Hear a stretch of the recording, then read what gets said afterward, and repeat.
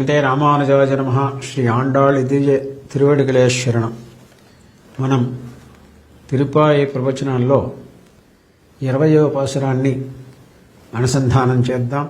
33 முன் சென்று கப்பந்தவருக்கும் கலையே துளிதுழாய் செப்பமுடையாய் திருளுடையாய் செத்தார்க்கு வெப்பம் கொடுக்கும் விமலா துளிதுழாய் செப்பின் முன்மலை செல்வாய் சிறுமங்கள் நப்பின் நனங்காய் திருவே துளிதுழாய் ఒక్కవం తట్టులయం తందు మున్మనాళనై ఇప్పోదు ఎమ్మై నీరాట్టేలోరింబావాయ్. ఇంకొకసారి మనం మళ్ళీ చదువుదాం దీన్ని. 33 முன் சென்று கப்பந்தவிற்கும் கலையே துளிதிழாய் செப்பமுடையாய் திரளுடையாய் செத்தார்க்கு வெப்பம் கொடுக்கும் விமலா துளிலிழாய் செப்பின் முன்முலை செவ்வாய் சிறுமரங்கள் நப்பின்னை நங்காய் திருவே துளிதுழாய் ఒక్కమంతట్టలయం తంది ఉన్మనాళనై இப்போது எம்மை నీరాట్టేలోరింబావాయ్. 33 అమరులకు 33 కోట్ల దేవతలకు మున్షుండ్రు సంకట పరిస్థితి సంభవించటకు ముందే తానుగానే వారుండు స్థలమునకు కప్పందబెర్కుం కలయే వారి భయ కంపములు పోగొట్టుటకు తగిన బల సామర్థ్యము కలిగిన స్వామి తుయి ఎరాయ్ మేము నిన్ను సందర్శించి ధన్యులమగునట్లుగా పానుపును విడిచి లేచి కృపజేయము. శప్పముడయాయ్ సమాశ్రితులను రక్షించవాడవై తెరలుడయాయ్ వారి విరోధులు బలపరాక్రమ సంపన్నుడయ్యుండు మా ప్రాణనాథ.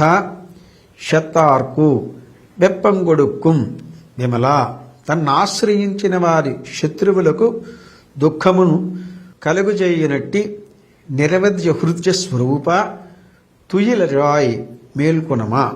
కొప్పు అన్న మై మలై బంగారు కలసములో బోలిన మృదుస్థన యుగమును శవ్వాయ్ ఎర్రని బింబఫలమును వంటి దివ్య అధరములను శిరుమరుంగుల్ తమ మధ్యమున గలిగిన పరమరమణీయ రాలనుగు నప్పిన్నై అని పేరుగల తిరువే శ్రీ మహాలక్ష్మిని పోలిన నంగాయ్ రమణీమణి తుయలరాయ్ నీవైనను నిద్ర నుండి మేల్కొనము లేచి వచ్చి ఉక్కమం ఆలపట్టుమను దేవభోగ్య మగు వ్యజన విశేషణం. అంటే ఆలపట్టం అంటే ఏంటంటే చాలా చక్కదైనటువంటి శంఖచక్రాలు వేసినటువంటి ఆలపట్టం అంటే విసనకర్ర.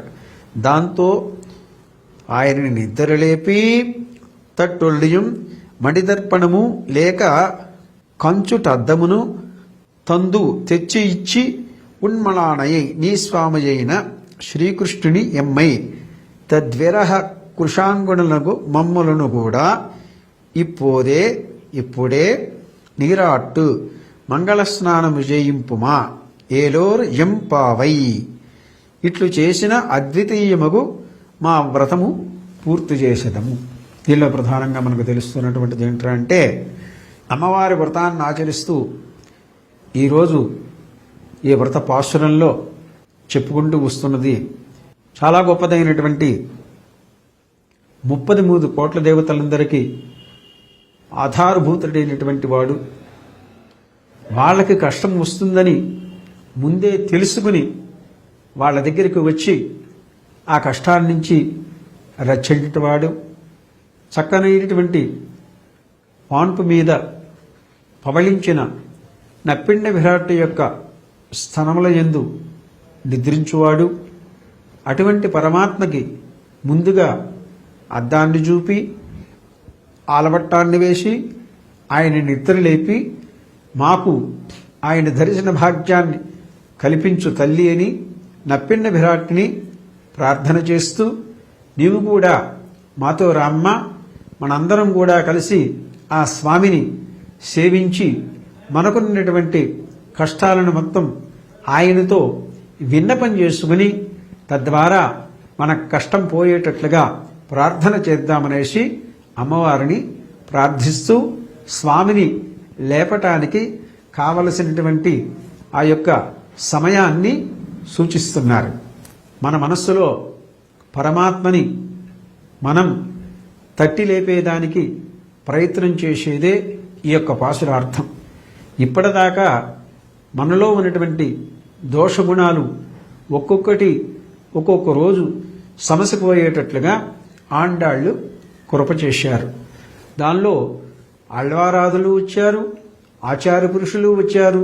ఒక్కొక్కరి దగ్గర ఒక్కొక్క సంస్కారం మనం కలగజేసుకుని తర్వాత ఏం చేశాం, నందగోపుడి ఇంటికి వెళ్ళి ఆయన్ని లేపి అక్కడి నుంచి నప్పిన్న విరాట్ అయినటువంటి నీలాదేవి ఇంటికి వెళ్ళి ఆవిడ్ని లేపుతూ ఆవిడితో పాటు మనమందరం కలిసి స్వామిని ప్రార్థిద్దాం అని చెప్పటమే ఈ యొక్క 20వ పాశుర అర్థము.